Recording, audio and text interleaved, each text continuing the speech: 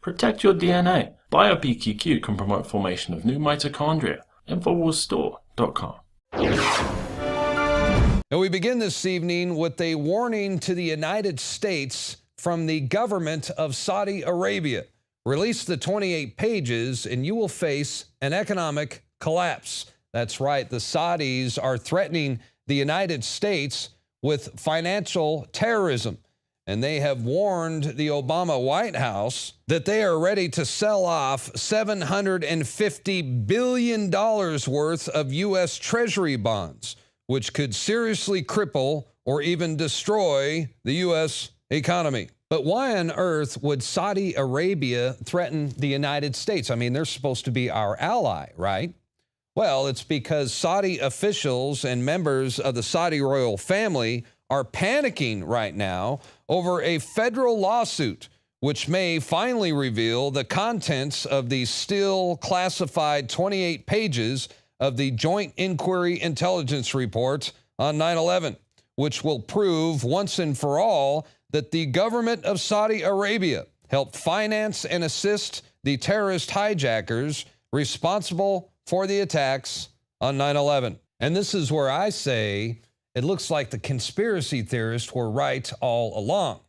Don't say we didn't tell you so.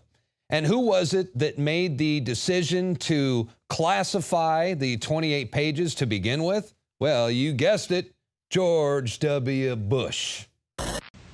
Let us never tolerate outrageous conspiracy theories concerning the attacks of September the 11th, malicious lies that attempt to shift the blame away from the terrorists themselves, away from the guilty.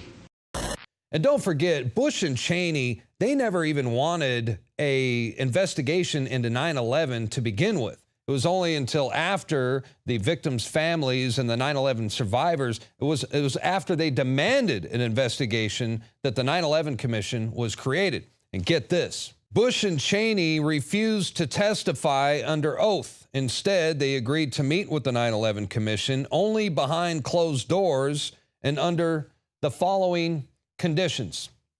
They would meet together. The session would not be recorded, nor would it be transcribed or made public. Very suspicious, don't you think? And even more bizarre, I think, was just Bush's mannerisms and his body language. This was during the press conference right after he and Dick Cheney met with the 9/11 Commission. President, as you know, a lot of critics suggested that you wanted to appear jointly with the vice president so that you two could keep your story straight or something. Yeah. Can you tell us what you think of the value of appearing together and how you would answer those critics? Yeah, first of all, look, I mean, if we had something to hide, we wouldn't have met with them in the first place. We answered all their questions. And as I say, I think I came away good about the session because I wanted them to know, how I set strategy, how we run the White House, how we deal with threats. The vice president answered a lot of their questions, answered all their questions. And I think it was important for them to see our body language as well, how we work together. But it was, the commissioners will speak for themselves over time. They will let you know whether they thought it was a fruitful series of discussions. I think they did. I think they found it to be useful. Yeah, Adam. Mr. President, yes. Don't you think that the families deserve to have a transcript or to be able to see what you Adam, said? you asked me that question yesterday. I got the same answer, yeah. You see, right there, you could tell he's nervous, and it looks like he's hiding something. And I think you can even get more of a sense of his awkwardness if you watch the press conference in its entirety. It's only 5 minutes long. I mean, Bush was in and out of there in a big hurry. He looks very uncomfortable. You could tell he doesn't want to be there. I mean, he is squirming the entire time. And that's because they were hiding something. And guess what? They still are. So what are they so afraid of? I mean, why does Bush and the Saudi royal family, why do they want to keep the 28 pages secret? And why is President Barack Obama acting like such a coward when it comes to getting threats from Saudi Arabia? What on earth is in those 28 pages? Here's what we know so far. According to members of Congress from both parties who have read it, as well as the heads of the 9/11 Commission, they say the 28 pages will completely change everything you think you know about the 9/11 attacks. These documents will change history. This is sort of shocking when you read it. As I read it, and we all had our own experience, I had to stop every couple pages and just sort of absorb and try to rearrange my understanding of history for the past 13 years and the years leading up to that. It challenges you to rethink everything. And so I think the whole country needs to go through that. I want those documents declassified. I'm embarrassed to be associated with a work product that is secret. Former Senator Bob Graham said that the 28 pages primarily relate to who financed 9/11. Follow the money, right? And they point a very strong finger at Saudi Arabia as being the principal financier. And I'll never forget watching Senator Max Cleland on CNN with Wolf Blitzer when he announced that he was going to resign from the 9/11 Commission because the entire investigation was a scam. Are legitimate members of the commission. We have the top security clearances. We're an independent commission. For an independent operational look at why 9/11 happened, what happened there, when what the president and the government knew, and when they knew it. What's their argument? The White House. Why won't they let you see this? What do they say? Access. They don't want any more eyeballs to see their documents than they can possibly get away with. It's a scam. It's absolutely disgusting. Now, here's where it gets even more interesting, because not only does the 28 pages reveal Saudi Arabian involvement in the September 11th attacks, but it also specifies sources. We're talking names, all right? We're talking specific individuals that are implicated here. And one of the names on the list is extremely significant. We're talking bombshell. In fact, drum roll, please. Ladies and gentlemen, I give you Prince Bandar bin Sultan, who was the Saudi Arabia's ambassador to the United States at the time of the terrorist attacks on 9/11. And he also just happens to be a lifelong, intimate, and personal friend of the Bush family. In fact, he is so close with the Bushes that his nickname around the White House is Bandar Bush. Look it up. It's an open secret. Not only is Prince Bandar a longtime business partner of the Bushes, but they also have a very close friendship together. And this, of course, includes Bush Sr., who would bring Prince Bandar along on hunting trips. They would go fishing together, hang out with the family, go on vacations. A very cozy relationship. And this is troubling because that means two sitting U.S. presidents had close personal and financial ties with a foreign power. Get it? I mean, this was an unholy alliance. Well, still is. And in one of the redacted sections of the 28 pages, there is evidence of a transfer of $130,000 from Prince Bandar's wife that went directly into the checking account of the 9/11 hijackers. Wow. And there was also other members of the Saudi royal family, all of these guys who have close ties with the Bush cartel, by the way. And according to the 28 pages, they provided financial assistance to several of the 9/11 hijackers, and then they fled the country days before the attacks. Now, I want you to picture this because what I'm about to tell you actually happened. It is documented, and it is in the White House logs. This occurred just a couple days after September 11th, September 13th to be exact. But President George W. Bush and Prince Bandar, they were actually hanging out together during a private meeting, smoking Cohiba cigars on the Truman balcony at the White House. Well, I tell you what, I sure would have liked to have been a fly on the wall during that conversation. But I have a pretty good idea what they were talking about. I imagine they were discussing the evacuation plan and how they worked together to evacuate and to smuggle out of the country members of the Saudi royal family, Saudi officials, and even members of the bin Laden family out of the country immediately after the 9/11 attacks. And keep in mind, this was during the time when all air travel in the continental United States was grounded. Nobody was allowed to fly. Yet the order was given straight from the White House to evacuate Saudi Arabians and even members of the bin Laden family, one of them who was actually on the terror watch list at the time. Incredible.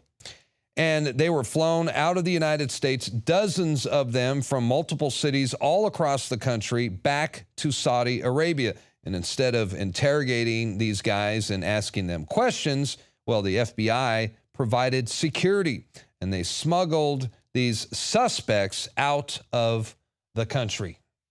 You know, and the bin Laden family was whisked out of the United States by President Bush himself right after the 9/11 attack, and they went back to Saudi Arabia, correct? That's right. You see there, even Bill O'Reilly is finally talking about it now. Better late than never, I guess. And you know what really gets me, it makes me angry. It bothered me back then, and it really bothers me now in hindsight, and that is the rhetoric, the warmongering, the hypocrite George W. Bush at the time, who was well aware of the fact that the 9/11 terrorist attacks were not only largely funded by the government of Saudi Arabia, but also in part by his very close and personal friend, Bandar Bush. I mean, what the f***? Every nation in every region now has a decision to make. Either you are with us or you are with the terrorists. And that, my friends, was the worst president in U.S. history. Well, until now. Barack Hussein Obama has promised on at least 2 separate occasions that he would release the 28 pages. Yeah, we're still waiting. You know, he actually met with the 9/11 victims' family members and the survivors, met them face to face, looked them in the eyes, and promised them that he would release the 28 pages. Now we're finding out that he's never even bothered to read the documents. The 28 pages of the 9/11 report. Have you read it? You know, I have a sense of what's in there. Jim Clapper, our Director of National Intelligence, has been going through to make sure that whatever it is that is released is not going to compromise some major national security interest of the United States. And what was Obama's reaction to the threats made by Saudi Arabia to destroy our economy? Well, he boarded Air Force One on a direct flight to Riyadh to go bow down to the Saudi king. King Salman, who, by the way, is also mentioned by name reportedly in the 28 pages as yet another financier of the attacks on our country. Yeah, that looks like an accurate depiction right there. Obama says he will veto the bill in Congress that would release the 28 pages to the public and allow the 9/11 victims' families and survivors of the attack to sue the Saudi government. Not going to happen. We don't know what's in those pages, except that we do know it pertains to the Saudi government, and 2 American presidents don't want it released. Add to this the following. Last year, President Obama signed an agreement with Saudi Arabia to provide for the sale of $60 billion with a B dollars worth of weaponry over the next 10 years from American arms merchants to the Saudi government. Donald Trump, on the other hand, says if he becomes president, he will indeed release the 28 pages. And that's why we need an anti-establishment president. And for those of you out there who say that it's not good enough, there's more to 9/11 than just the 28 pages. Well, I'd have to agree with you. You're absolutely right. But get this. Once these documents are released to the public, that's when the entire house of cards begins to fall.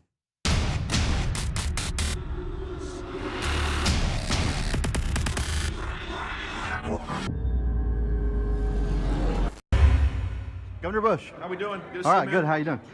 I was wondering, would you be in favor of seeing the 28 pages that have been redacted from the 9/11 Commission report? Would Yeah, you sure. be wanting to see those released? Yeah, I'd like to see him. You got him?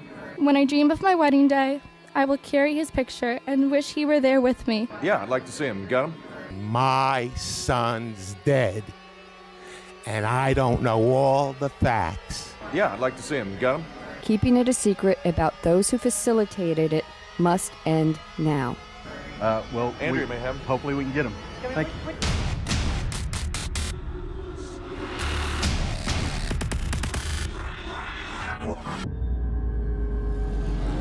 A lot of people ask me, what is the most important area of Infowars that runs the whole operation that is having such a big effect against the globalists?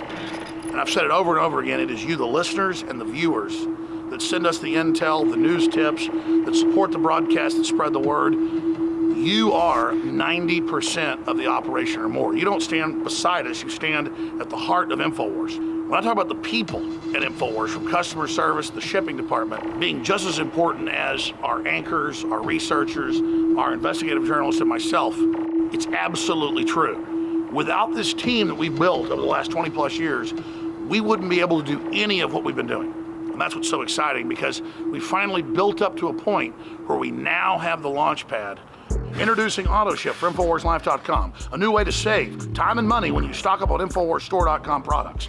Again, ladies and gentlemen, when products are sold out, you're unable to get them, sometimes for months, but we hold back the products for people that have already signed up for AutoShip. When you choose AutoShip before checkout on your order at InfoWarsStore.com, we'll give you 10% off and give you guaranteed delivery of out-of-stock products that are on your AutoShip list. Plus, we're giving you free shipping on all orders above $50. Listeners have been requesting this for years because it's so easy to forget to reorder the products when you need them each month. Now it's finally here. AutoShip at InfoWarsStore.com and InfoWarsLife.com. It's easy. Go to InfoWarsStore.com, select your favorite product, click on the AutoShip, and choose how often you want us to send you another order. As you know, I coined the term 360 win, and with the new AutoShip feature at InfoWarsLife.com, it's a sure win. You add to that free shipping on orders of $50, it is a can't lose. Visit InfoWarsStore.com and save 10% off on your next InfoWars Life order by selecting AutoShip at checkout and get free shipping on all orders above $50. That's InfoWarsStore.com or call toll-free 888-253-3139.